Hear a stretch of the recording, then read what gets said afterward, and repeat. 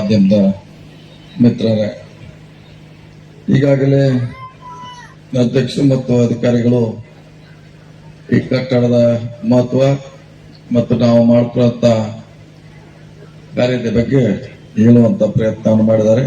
ಬೆಳಗಾವಿಯಲ್ಲಿ 1965ರಲ್ಲಿ ಕಿಲ್ಲಾ ಪ್ರದೇಶದಲ್ಲಿ ಪ್ರಾರಂಭಿಕ ಒಂದು ಸಣ್ಣ ಕಟ್ಟಡದಲ್ಲಿ ಬೆಳೆದಂತ ಈ ಸಂಸ್ಥೆ ಇವತ್ತು ಬಹಳ ದೊಡ್ಡದ ಹೆಮ್ಮರವಾಗಿ ಬೆಳೆದಿದೆ. ಅದರ ಜವಾಬ್ದಾರಿ ಕೂಡ ಬಹಳಷ್ಟಿದೆ.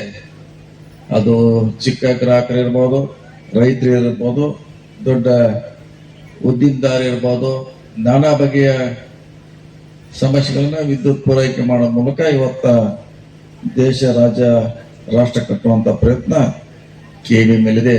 ಕೇವಲ ಕರೆಂಟ್ ಕೊಡೋದು ಅಷ್ಟೇ ಅವ್ರ ಜವಾಬ್ದಾರಿ ಇಲ್ಲ, ಬಹಳಷ್ಟು ಉದ್ಯೋಗ ಸೃಷ್ಟಿಗಳಾಗ್ತಾವ, ನಮ್ಮ ಆರ್ಥಿಕ ಪ್ರಗತಿ ಆಗೋದನ್ನು ಕೂಡ ಇನ್ನೊಂದು ಅವ್ರ ಮೇಲೆ ಜವಾಬ್ದಾರಿ ಇರುವಂತ ಸಕಾಲಕ್ಕೆ ವಿದ್ಯುತ್ತನ್ನು ಸರಬರಾಜು ಮಾಡ್ತಾರೆ.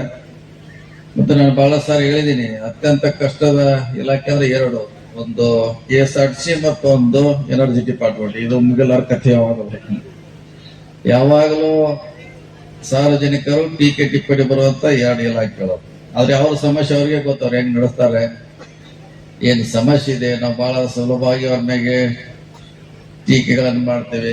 ಆದ್ರೆ ಅವ್ರಿಗೆ ಮಳೆಗಾಲದಲ್ಲಿ ಕೂಡ 4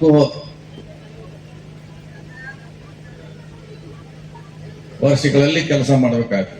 ಬಿಸಿಲು ನೋಡೋದಿಲ್ಲ, ಅವರು ಮಳೆ ನೋಡೋದಿಲ್ಲ, ಚಳಿಗಾಲ ನೋಡದೆ ನಮ್ಮ ಸೇವೆಯಲ್ಲಿ ನಿರಂತರವಾಗಿ ಕೆಲಸ ಮಾಡುವಂತ ಏಕೈಕ ಇಲಾಖೆ ಅಂದ್ರೆ ಒಂದು KSRTC ಮತ್ತು ಎನರ್ಜಿ ಡಿಪಾರ್ಟ್ಮೆಂಟ್ ಅಂತ ಬಹಳ ಹೆಮ್ಮೆಯಿಂದ ಹೇಳಬೇಕಾಗ್ತದೆ.